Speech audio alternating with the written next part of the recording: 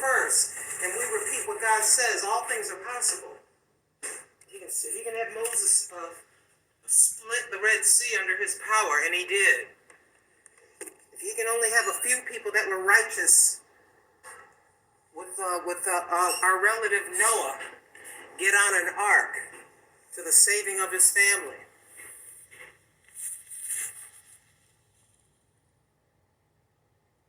If he's sitting in the kingdom of glory in peace and looks down upon all of humanity and says, I love them so much, I'm going to go inside of what I created. I'm going to go inside of the womb of Mary, and I'm going to be born like every other human being was. I'm going to gain true understanding of what I created as I become one of them. I'm going to know what it feels like to be rejected, even spit upon, beaten, and rejected, and for people to be jealous of me. I'm going to gain a total understanding of joy at a wedding. I'm going to understand what one of my creations feels like when they lose somebody that they love, as I cried when I lost one that I loved and I raised him up. I'm going to get a close-hand look of one of them being oppressed in sickness. And I'm going to make that leprous body have skin like the behind of a baby.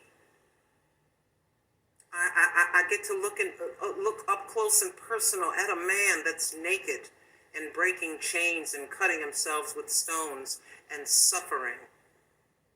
And I'm going to get those demons out of his body. Oh, I got a total understanding of you. He understands us better than any human being can. Because as God, he became one of us. He knows our deepest desires and inner thoughts. He sees the tears that you cry alone. He understands the fear that you fear. You have to be the bulwark. I can't say that word. B-U-L-W. You have to be the strength of your family. And no one hears in the middle of the night you crying, or perhaps you praying in the Holy Ghost on behalf of every member of your family. He knows how you feel.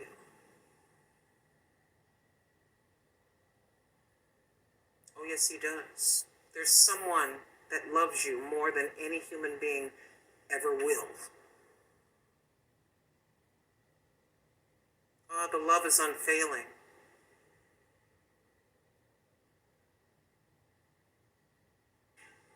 He understands you. Your quirks and your habits that nobody knows about. Your secret tendencies that no one knows as a result of a childhood trauma. Your desires as a result of childhood trauma that you got over. He understands. Don't be ashamed. Oh, yes, indeed.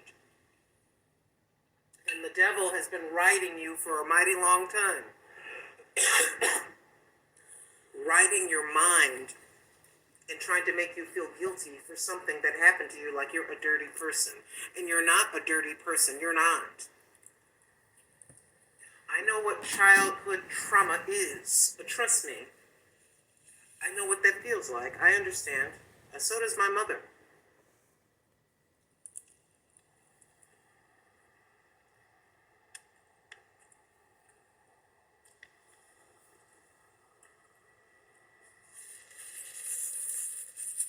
Satan is the one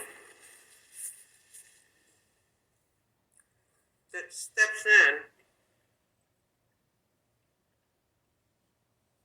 and tells us that we're ugly. It tells us that nobody would ever want us. And Satan does that. You know God doesn't do that. Those comments, those thoughts, those arrows thrown at you by the devil are to be ignored. And ask God to bind that devil.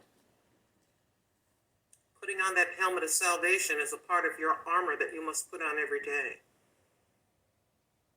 Oh, yes, he knows our thoughts are far off. He's already in your next week. He's already in your tomorrow. Excuse me. So if you get a no, it's because he knows exactly what's going to happen tomorrow and next week. Because if he tells you yes, knowing what's going to happen next week, it wouldn't be good for you to receive that or be granted that at the moment. He sees your tomorrow. He sees all of our last day. He knows when our last day is and the exact time.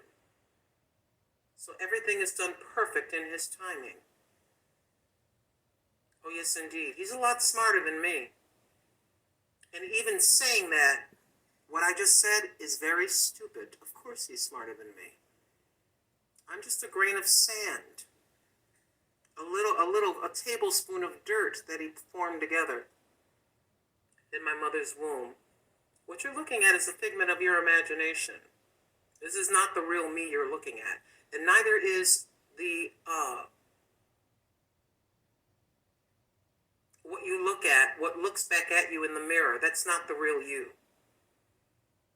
The real you is deep down inside in the middle of your gut. Oh, yes, indeed. I'm talking about the spirit man, as is described.